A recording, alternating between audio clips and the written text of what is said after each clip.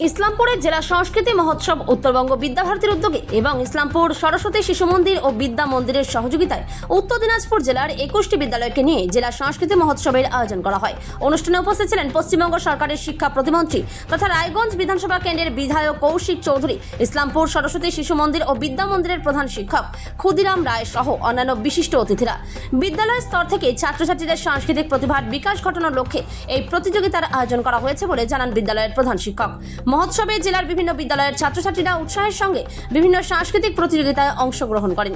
অনুষ্ঠানকে ঘিরে ছাত্রছাত্রী, শিক্ষক শিক্ষিকা ও অভিভাবকদের মধ্যে উৎসাহ উদ্দীপনা ছিল চোখে পড়ার মতো।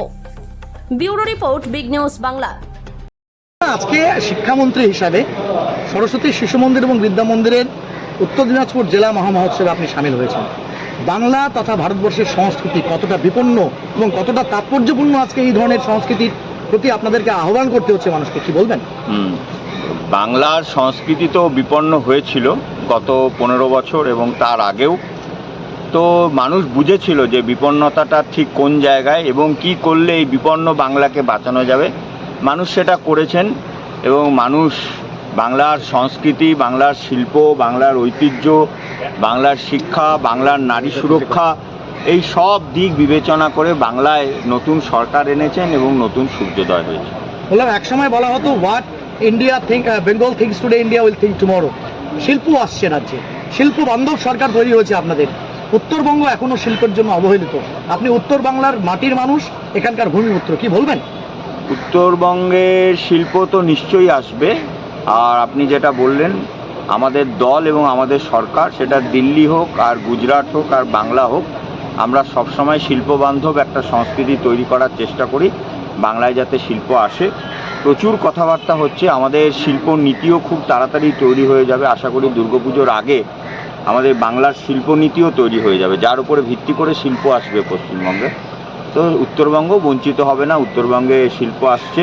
তাছাড়া আপনারা জানেন উত্তরবঙ্গে এইমস হবে, উত্তরবঙ্গে আইআইএম হবে, উত্তরবঙ্গে ফ্যাশন ডিজাইনিং কলেজ হবে, উত্তরবঙ্গে সেন্ট্রাল ইউনিভার্সিটি হবে, উত্তরবঙ্গে ক্যান্সার হসপিটাল হবে। তো যে উন্নয়নযোগ্য শুরু হয়েছে মাননীয় মোদিজি এবং মাননীয় শুভেন্দু অধিকারীর নেতৃত্বে, তার ছোঁয়া উত্তরবঙ্গেও পড়বে। আপনি রায়গঞ্জের বিধায়ক, একটা তীব্র জনরোষ আছে মানুষের মধ্যে, কারণ একসময় এইমস প্রিয়রঞ্জন দাসমুন্সি যখন এটাকে চেয়েছিলেন এখানে, সেটা ফিরে চলে গেল কল্যাণীতে। রায়গঞ্জে এইমস একটা আবেগ, ব্যবসায়ী সংগঠন, সামাজিক সংগঠন দাবি করছে এইমসটা হোক উত্তরবঙ্গের রায়গঞ্জে। রায়গঞ্জের বিধায়ক কি বলছে?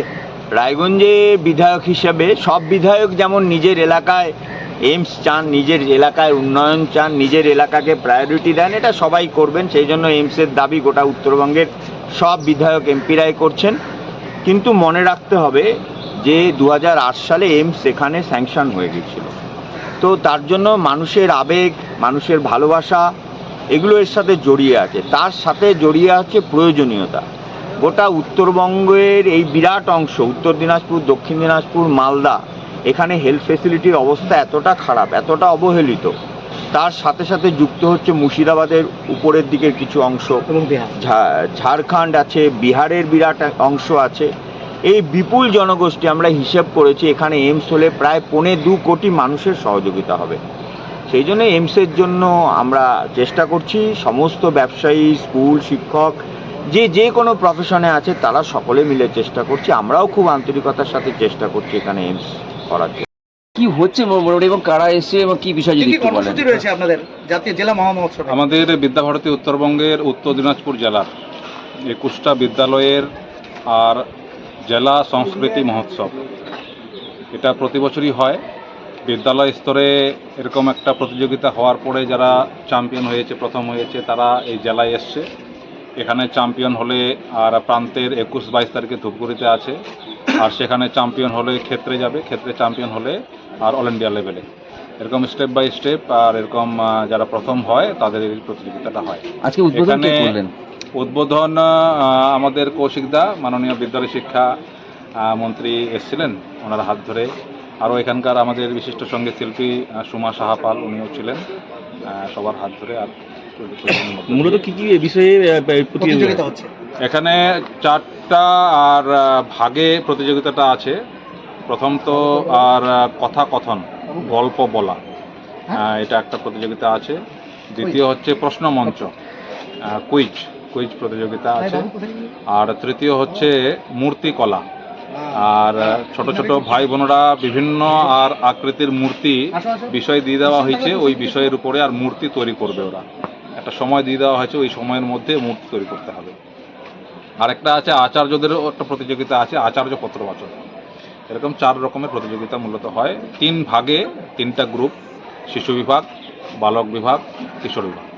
বলছি প্রধান আচার্য সাহেব, সরস্বতী বিদ্যা মন্দির পশ্চিমবঙ্গ মধ্যশিক্ষা পর্ষদ অনুমোদিত, তো সেক্ষেত্রে আন্তঃবিদ্যালয় হচ্ছে, এটা শুধু কি সরস্বতী শিশু মন্দির বিদ্যা মন্দির দিয়ে হচ্ছে, নাকি মধ্যশিক্ষা পর্ষদের অন্যান্য বিদ্যালয়ের ছাত্রছাত্রীরা প্রতিযোগী হিসাবে থাকছেন?